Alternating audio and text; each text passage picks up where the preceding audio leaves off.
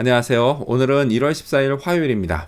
오늘은 여호수아 9장 16절에서부터 27절까지를 본문으로 큐티 가이드를 시작하겠습니다. 먼저 오늘의 본문을 통해 제가 묵상한 하나님은 오묘한 은혜를 베푸시는 분입니다. 22절 말씀을 읽겠습니다.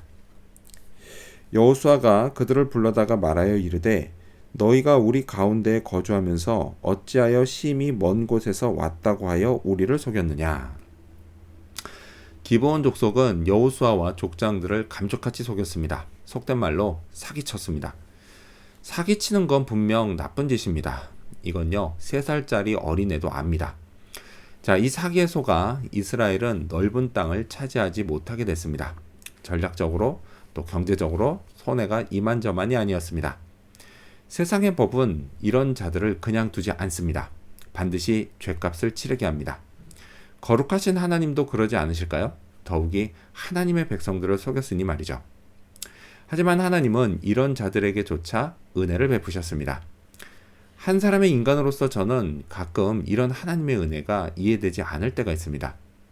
어떻게 그러실 수 있을까요? 하나님의 은혜는 범위가 너무 넓고 깊이가 너무 깊고 또한 그 섭리가 너무 오묘합니다. 23절 말씀을 읽겠습니다.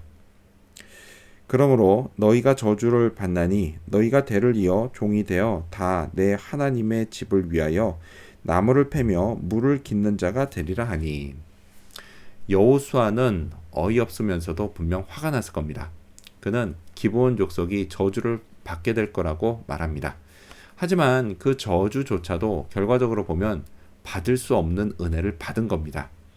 하나님의 집, 곧 성막에서 일하는 건 아무나 맡을 수 있는 일이 아니기 때문입니다. 참 오묘한 은혜입니다. 자, 그렇다면 계속해서 오늘 이 본문을 통해 제가 발견한 인간의 모습 어떤 게 있을까요? 오늘은 맹세를 지키려는 족장들을 볼 수 있습니다. 18절 말씀을 읽겠습니다. 그러나 회중 족장들이 이스라엘의 하나님 여호와로 그들에게 맹세했기 때문에 이스라엘 자손이 그들을 치지 못한지라. 그러므로 회중이 다 족장들을 원망하니. 회중, 곧 백성들은 다 족장들을 원망했습니다. 속았기 때문입니다. 얻을 땅이 그만큼 줄어들어서 속상했을 겁니다. 또 어쩌면 자존심이 상해 그랬을 수도 있습니다. 너무 어처구니 없이 속았으니 주변 다른 족속들에게 이건 완전 놀림감이었습니다. 그래도 나름 전지하신 하나님의 백성이라는 자부심이 있었는데 체면을 완전히 구긴 겁니다. 자, 그럼 사기를 당했으니 조약을 파기하면 되지 않았을까요? 당시 사회에서는 이게 충분히 가능한 일이었습니다. 하지만 족장들은 그럴 수 없다고 했습니다. 이유는 간단했습니다. 이 조약은 여호와 하나님의 이름으로 한 맹세였기 때문입니다. 그렇기 때문에 아무리 회중이 다 원망하고 또 조약 파기를 압도적으로 지지해도 절대 깰 수 없는 맹세였습니다. 이게 세상 사람들이 볼 땐 참 융통성이 없는 겁니다. 하지만 족장들이 볼 땐 달랐습니다. 하나님의 이름으로 한 맹세는 너무 중요했습니다. 인간이 자기 좋다고 그냥 쉽게 깰 수 있는 게 아니었습니다. 결혼 서약도 이런 맹세입니다. 하나님 앞에서 부부의 연을 맺고 하나님의 이름으로 서약한 결혼입니다. 그럼 깨지 말아야 하는데 너무 쉽게 깨는 게 오늘의 현실입니다. 자, 그렇다면 끝으로 오늘 이 본문을 통해 나에게 주신 교훈이 뭘까요? 그건 잘 지켜나가자입니다. 예수님을 처음 믿고 지금까지 저는 하나님과 참 많은 약속을 했습니다. 맹세도 했습니다. 지금 이 순간에도 지키고 있는 것들이 있습니다.